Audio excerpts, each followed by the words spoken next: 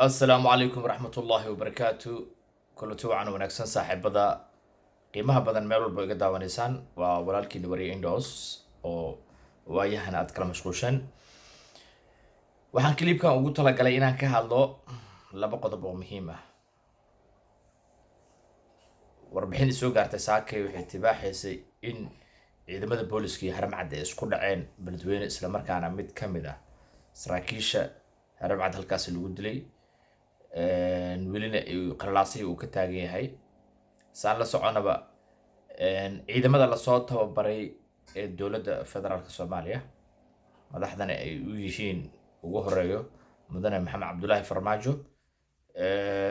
waxyaabo badan way qabteen dalka way ku soo kordhiyeen waxyaabo badan ee haleeyeenna waa jirta oo in la saxa u baahan waxaan ku tali lahaa ciidamada waxa loo soo tababaray oo mataqaana waqti loogu bixiyay oo loo soo dhisay in dalkooda iyo dadkooda ay anfacaan. waxaan aad iyo aad aan uga xumahay oo aan clipkan ugu talagalay inaan fariin ugu diro dowladda Soomaaliyeed iyo shacabka Soomaaliyeed qaasatan saxafiyiinta iyo wariyaasha Soomaaliyeed markii tacaddi loo geysto inay ka dhigayaan isla markaana ay isku duubnaadaan. saaxiibkay aan mar shaqo wadaag ahayn oo muddo soo wada shaqeynay Royal TV haddana ah agaasimaha guud ee 5TV magaalada Muqdisho Aweys Maxamuud Jilocow iyo ragii kale ee dhalinyarada ahaa ee la socday qaraxii ka dhacay ama weerarkii ka dhacay kaxda u wartagay markii soo warrama maageen ayagii laga soo warramay ee lagu tacadiyay ee aan wada daawanaynay wax loo dulqaadan kara maaha. waxa looga fadhiyaa dowladda federaalka Soomaaliya waxa looga fadhiyaa mas'uuliyiinta amniga ee dowladda federaalka Soomaaliya waxa looga fadhiyaa cid walba oo ku lug leh ama shaqadeeda ay tahay in ay sida ugu dhaqsiyaha badan ay ku soo baaraan tacadiyada saraakiisha geysatay iyo ciidamada geysatay ee wariyaasha u adeegaya shacabka Soomaaliyeed. markii war la helo ayaa tala la helaa ayay tiraahdaa Soomaalida ee rabay inay ka soo warramaan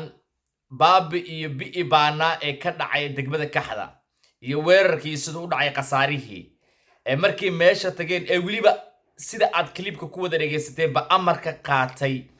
ee yiri amar ayaan idinkaga baahanahay markii ay meesha tageen mataqaana ayagoo waliba amar haysta meel badan soo maray halkii laga qaadi lahaa kaamiradooda ayagii lagu tacadiyay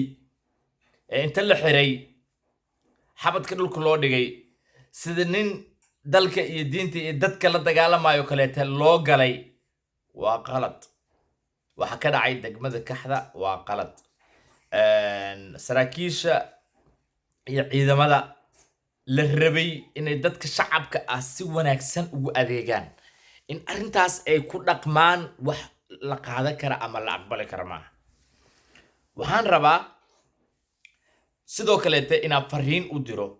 saxafiyiinta Soomaaliyeed ee mar walba xuquuqdooda lagu tunto. saxafi cid xuquuqdaada ilaalinaysa ma jirto. waxa loo baahan yahay isku duubni inaad isku duubnaataan isla markaana aad ka shaqaysaan inaad u dagaalantaan xuquuqdiina. waxaad ugu dagaalami kartaan ma aha inaad xabad qaadataan ama baasuuka qaadataan ama cid kale aad la dagaalantaan. waxaad ugu dagaalami kartaan oo keli ah in aad si wada jir adinkoo ah shaqo joojin u sameysaan oo mudaharaadaan codkiina kor u qaadaan ana ka dhidhisaan falalka wuxuushnimada ah ee lagu kaco wariyaasha marxaladda adag ku soo shaqeeyay especially magaalada Muqdisho joog marxalad adag oo aad u adag bay ku soo shaqeeyeen. waxaan aad uga xumahay wariyaashii sida xun loola dhaqmay ee la jir dilay isla markaana mataqaanay indhaha loo xiray ilaa hadda dowladda ay warcad ka soo saarin aad baan uga xumahay. mudane madaxweyne Maxamed Cabdullaahi Farmaajo adiga u sareeya dalka adaa madaxweyne ka ah amniga ina madax ka tahay adiga sheegtay fadlan sida ugu dhaqsiyaha badan loo baaro hana looga warkeeno sargaalkii inta la miciin biday oo sida wariyaha uu sheegay uu ku soo orday xabadka haraatida ka geliyay sida Israa'iil iyo Falastiin oo kale meesha inay joogto kale waxa loo dul qaadan kara maaha waxa la qaadan kara maaha xuquuq bini aadan maaha xuquuqda saxaafadda maaha xuquuq askari maaha waxa meesha ka dhacay wax غير caadi ah waana wax loo baahan yahay in reaction ay ka bixiyaan shacabka iyo waliba saxafiyiinta Soomaaliyeed wa in reaction laga bixiyaa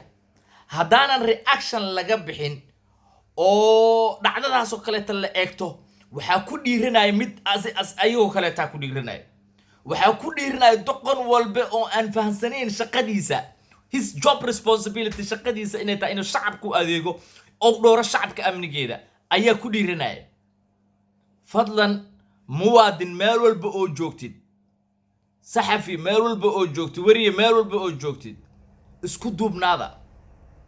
waxaad kaga adkaan kartaa wax magaratada aan garanaynin shaqadooda waxaad kaga adkaan kartaan idinkoo isku duuban isla markaana ka muujiyo oo ka dhiidhiya ficilada wuxuushnimada ay ku dhaqaaqayaan ka dhiidhiya waayo wariye waa kan wax walba shacabka Soomaaliyeed u soo tabiya dib iyo dheefba ay dhegta ka warsugayaan haddaanu saxaafad jirin cadaalad ma jirayso haddaanu saxaafad jirin oo xorriyadda saxaafadda aan la sameynin dalka dimuqraadiyadda la sheegay ma jirayso wax jiraaya iyo wax shaqeynaya midna ma lahan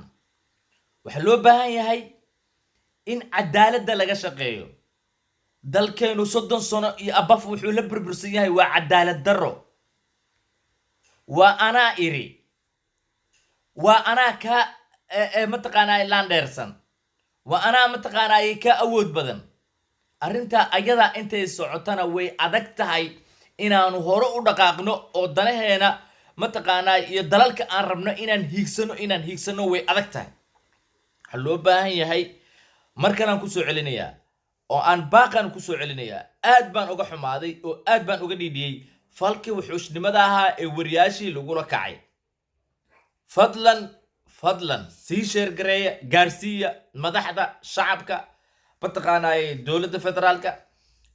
wariyaasha wa in laga dhiidhiyaa waxa lagu la kacay wariyaashii inta ka xada tagay ee la soo jirdilay waxyaabo badan baa wadanka dhaca it doesn't mean inaanan mataqaanaa ka hadlaynin waa ka hadalnaa mar walba laakiin waxa si aad ii taabanaya wariyaashi soo tabinayay wixii meesha ka jiray in saas loo galo dawladda aysan ka falcelin wariyaashi kale iyo dadka shacabka aysan ka falcelin waqad wa salaamatiin assalamu alaykum wa rahmatullahi wa barakatuh aad baan islaamay